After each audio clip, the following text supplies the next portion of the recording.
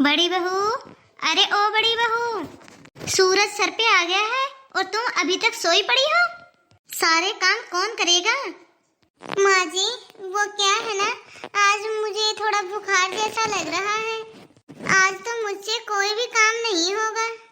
अरे तो फिर छोटी बहू को चाय बना के कौन देगा? सुनो बहू, यदि छोटी बहू की नौकरानी बन के रहोगी तो फायदे में रहोगी। अब जल्दी से उठो और उठकर छोटी बहू को चाय दे के आओ।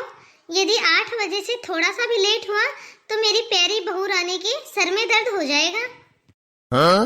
और वह नाराज होगी सो अलग। नहीं मम्मी जी, मैं किसी की नौकरानी बन के नहीं रह सकती। हाँ, मैं मानती हूँ कि मेरे पति थोड़ा कम कमाते हैं, इसका मतलब ये थोड़ी ना है कि मैं नौकरानी बन के रहूंगी। अरे मम्मी जी, मैं मानती हूँ कि मेरे पति इतना नहीं कमाते हैं, लेकिन मैं इस घर की बड़ी बहू हूँ। यदि मुझे इस घर में बड़ी बहू का मान सम्मान नहीं मिलेगा तो मैं इस घर में नहीं रहूंगी। अच्छा, तो कहाँ जाएगी तू? ये तो बता। वहाँ पे तो तेरे पति के पास एक ढंग का कमरा भी नहीं है जहाँ पे वो तुम्हें रख सकेगा। अरे भाग्यवान, बेटे के पास मकान नहीं है तो क्या हो गया? ये हमारा घर कितना बड़ा है। तुम बहू को फालतू में ही ये सब बातें क्यों सुना रही हो? आप तो चुप ही रहिए जी।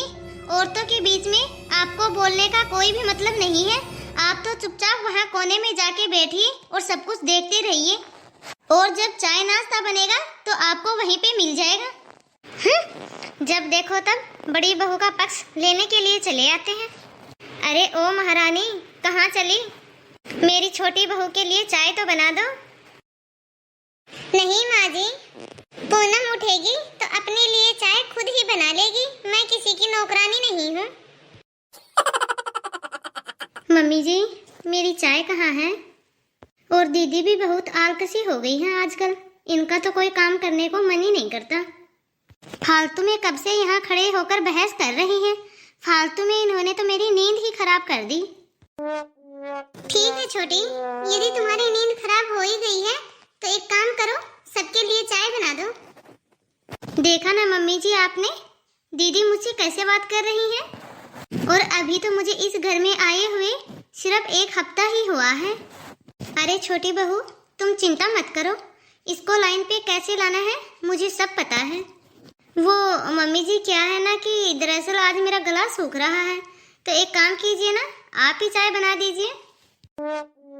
मुझे ऑफिस जाने के लिए देर हो जाएगी, वरना मैं ही आपके लिए चाय बना देती। क्या? जी मम्मी जी।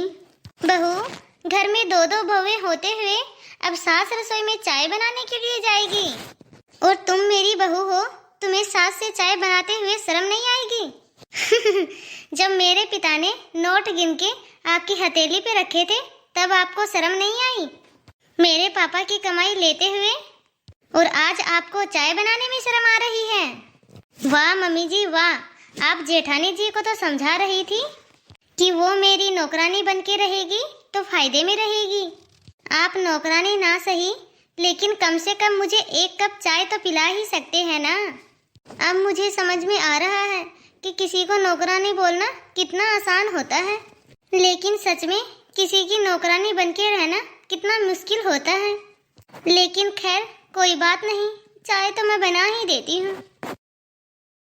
छोटी बहू, बड़ी बहू के आने के बाद रसोई के काम तो जैसे छूट ही गए थे।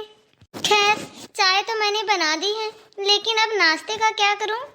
मुझे क्या पता, तुम जानो और तुम्हारा नाश्ता जाने। मैं तो अपने ऑफिस के कैंटीन में खा लूंगी। और हाँ, शाम को मुझे ये सब नाटक नहीं चाहिए। वो तुम लोग देख लो कि शाम को खाना कौन बनाएगा। मुझे तो टाइम पे खाना चाहिए बस।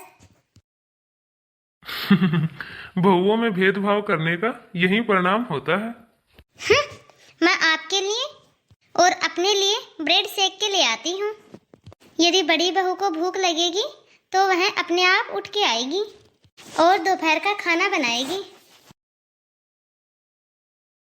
हे भगवान, दोपहर में तो मैंने दही और चिवड़ा खा लिया था, लेकिन अब देखते ही देखते दोपहर भी बीतने लगी।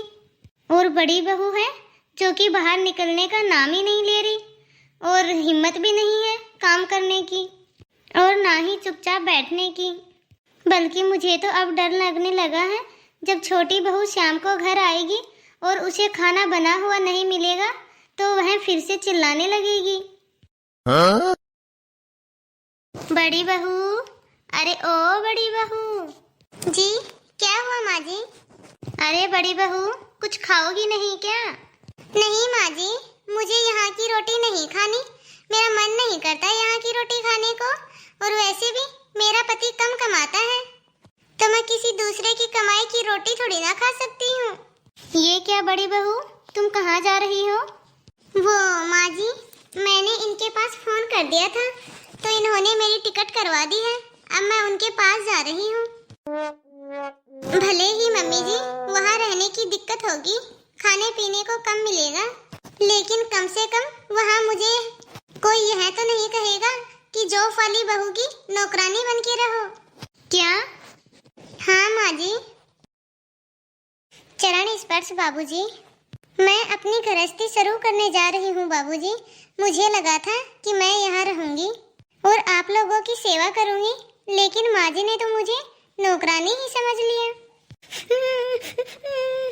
जा बहू जा, आखिरकार तुम्हारा भी तो अपने पति के साथ रहने का मन करता होगा। कब तक तुम यहाँ हमारे लिए घुट घुट कर जीती रहोगी? वैसे भी किसी के अहंकार के कारण मेरा भी बुढ़ापा खराब हो गया है। बाबूजी, आप किसी भी चीज की या किसी भी बात की कोई भी चिंता मत करना। यदि आपको किसी भी चीज की जरूरत हो तो हमारे वहाँ आ जाना। मुझे आपकी सेवा करके बहुत खुशी होगी बाबूजी। तब तक वहाँ जाकर अपने पति के काम में हाथ बटवाऊंगी, उनका साथ दूंगी। बाद में वहाँ पर हम लोग बढ़िया सा रूम ले लेंगे किराए पे। तो आप भी वहाँ पे जरूर आइएगा, क्योंकि वहाँ पर मुझे भी आपके बिना अच्छा नहीं लगेगा। अच्छा तो माँ जी, चलती हूँ। अरे रुको बहू, मैं मोनू से कह देता हूँ, वो तुम्हें ऑटो में बैठा के रेलवे स्टेशन तक छोड़ आएगा। ठीक है बाबूजी। लेकिन बहू। लेकिन वेकिन कुछ नहीं, यदि वह जाना चाहती है तो उसे जाने दो। हे भगवान, अब बड़ी बहू तो चली गई और छोटी बहू का घर आने का समय हो रहा है। अब जल्दी से किचन में जाती हूँ और खाना बनाने की तैयारी करती हूँ। खाना तो बनाया है ना आपने, और आपकी वह बड़ी बहू कहाँ पे है? अब वो तो अपने पति के पास चली गई। अब हम दोनों को मिलकर ही यह गृहस्थी चलानी है। छोटी बहू, मुझे घर गृहस्थी से कोई मतलब नहीं है। मैं तो बस जॉब करूँगी और घर खर्च चलाने में सहयोग किया करूँगी। घर के काम में तो मैं पहले की तरह हाथ भी नहीं लगाऊंगी।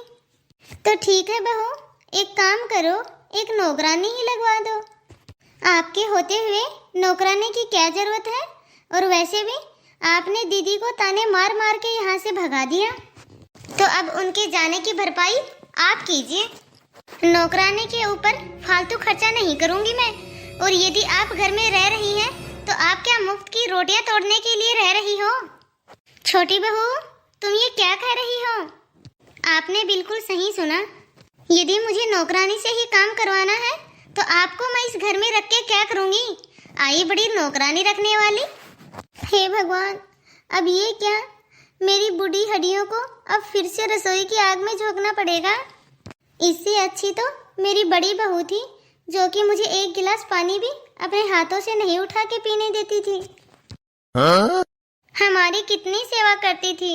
मैंने बड़ी बहू के साथ बिल्कुल भी अच्छा नहीं किया।